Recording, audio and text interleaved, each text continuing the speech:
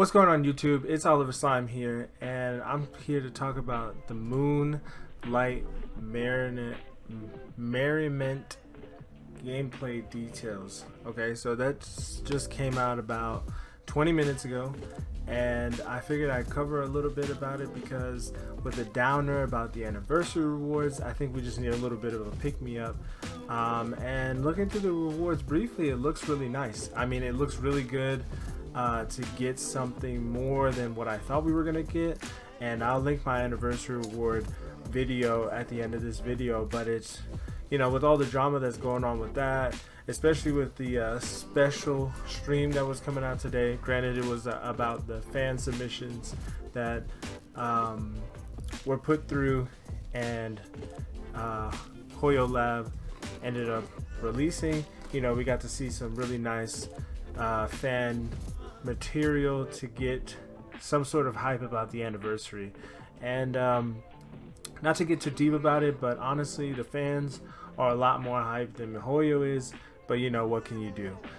But without further ado, I think we should go ahead and slide right into these details right here. So the Moonlight Merriment gameplay is separated into three phases, right? So the three phases are the Moon Chase Tales, the Moonlight Seeker, and the Trial of Delicacies. So all three pretty much are challenge quests. You're gonna have to go get some stuff, return it, yada yada. But going into detail, so it starts on September 27th and it ends on the 11th of October. There's going to be an Arcana quest that's attached to this, which is really nice because after the Kokomi story quest, you know, it was a lot. It was very wordy, and I didn't find a lot of enjoyment in it. But you know, maybe this one will be a little bit better. And it's centered around a festival, which is always nice. We're probably going to get pretty good visuals, maybe a cutscene or two, I'm hoping. Let's see here. We're going to get, right, this is what I'm most excited about, the Enchanted Luxurious Sea Lord. Now, I don't know the stats on this, and I don't think that they go over it in this post, but you know, who doesn't want to swing a big fish around a fucking Claymore and just beat some people, you know? This is going to be an amazing weapon to have, especially for trolls and, you know, content, haha, jokey jokes, you know what I mean? But, you know, let's see. The first one is going to be the Moon Chase Tales, where there's going to be some quests and it'll start the timeline. So all of these quests and these three parts are going to be consecutive. So you have to do the Moon Chase Tales first, with the Chef Supremacy being at the top. You're going to get two parts to that. The first part will be the access quest to it, which will be the part 1, and then the part 2, you can access the quest when the festive fever reaches 1,000. We're looking at Primogems, Hero's Wit, and Mora being the rewards for that, and that's really nice because, you know, with the lackluster being able 2,000 people being able to attain 100 Primogems in the anniversary event, it's really not that exciting. But this right here, it really is kind of bringing in the mood for me, at least.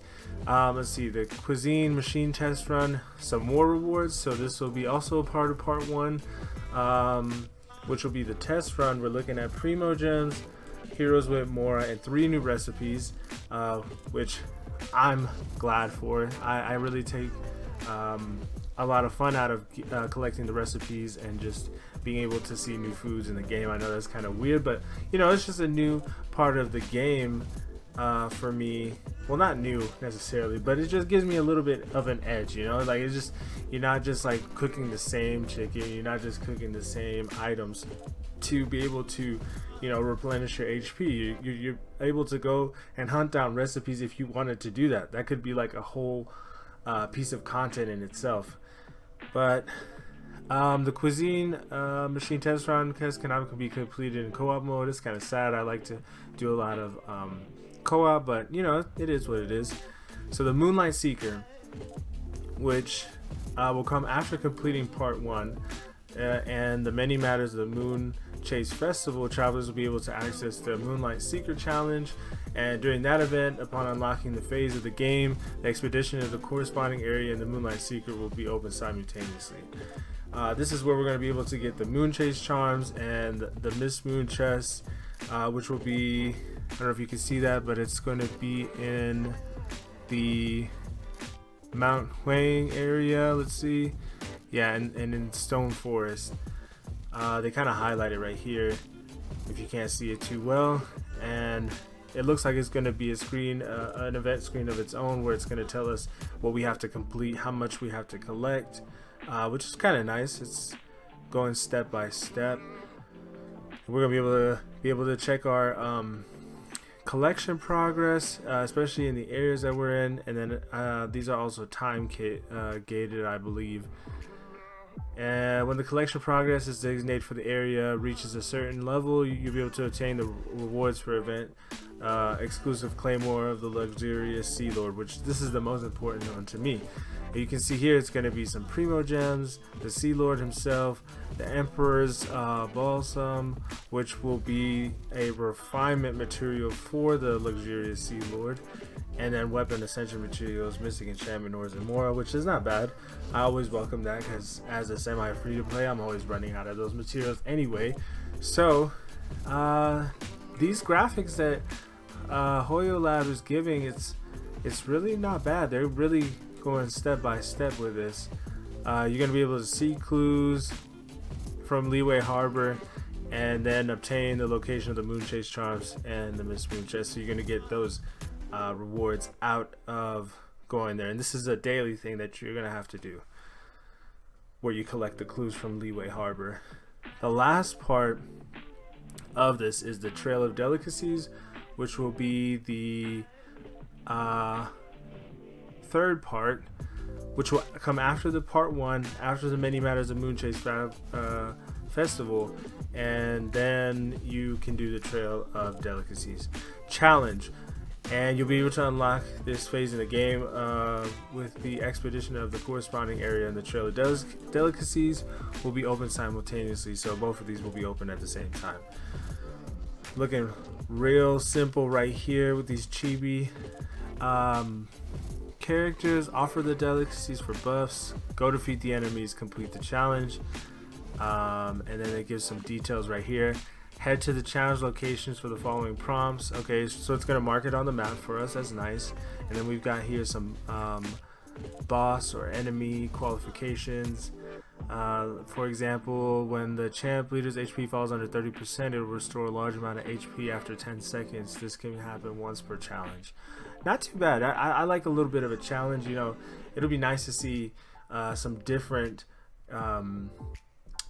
stipulations that they put on the enemies where we have to defeat them. Not a bad idea, honestly.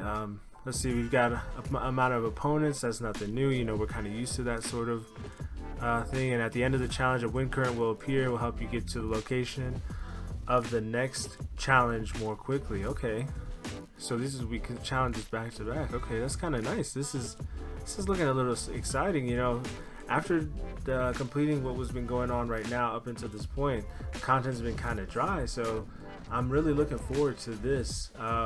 Looks like we have a offer delicacies path to Stalwart Stone. Purchase in the restaurant. Okay, this is a part of the challenge. When accumulated delicacies offered a certain amount, travelers will get the corresponding trail comforts. Trail comforts can greatly help you in battle, but these buffs will only work during the Trail of Delicacies. So those are those buffs that we probably get with Zhang Ling.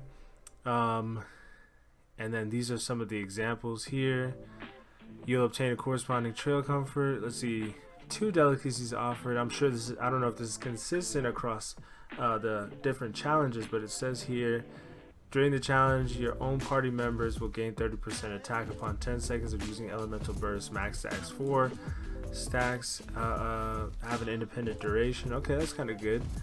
Offer 4 delicacies during the challenge. All your own party members' shield strength is increased by 60%, and then up to 5. I don't know if there's. Oh, okay, yeah, 0 out of 5. And then you can get some Heroes Wit, and it looks like they covered up how much more, but maybe 30,000, maybe. Kind of looks like that. Looks like 3 heroes wit. Not bad. Not bad. But I mean, with all the other rewards, this is towards the end of it. I wonder what the total amount number is. They don't tell you that. Trail comforts with the trail comfort with one area and effect in another. Okay, it's not bad. Complete the trial of delicacies to obtain the festive fever and rewards such as Primogems, crown. Always can use crowns. Some more refinement material. Looking like we might get all the refinement material out of this event, which should not be bad because R5 in the weapon is always good. Talent upgrade materials. Oh, character level up materials and more. That's pretty good. Alright, so this is a recap right here of all of the materials that we will be getting. So in the Moon Chase Tales, just to recap, we're going to be getting Primogems, Heroes Wit, Mora, Recipes, Moonlight Seeker, we're getting Primogems, we're getting the Luxurious Sea Lord, the Refinement Material, the Emperor's Balsam, and Weapon Essential Material, Mystic Enchantment or Mora, Trials of Delicacies, Primogems, Crown of Insight, always need that, Emperor's Balsam, and Talent Material, Character Level Material, and Mora. So it's looking pretty good. This page right here by itself looks better than the anniversary rewards combined. And I mean by all the events combined that they announced in the preview. Now granted, I think they announced this together with this being a conjunction celebration with the anniversary, but this by itself feels a lot better, and maybe it's just a marketing thing. Maybe they should have announced that all these rewards are not individualistic, they're more so just filtering into the anniversary, which would have given the players a lot more of a, a warm and fuzzy about being able to accept that the random events outside of the game were just that. It's a combined celebration rather than individual events. But let me know what you think. Is this going to uplift the spirits of the Genshin Impact community, or is this something that people feel like is completely separate and we should be still asking for more, which I do believe so. But I try to get excited for the events to come, get some more awards and get to do something different in the game. But hit that like button if you like this video, hit that subscribe button for more information, and thanks for watching, and I'll see you guys. I'm just a semi free to play.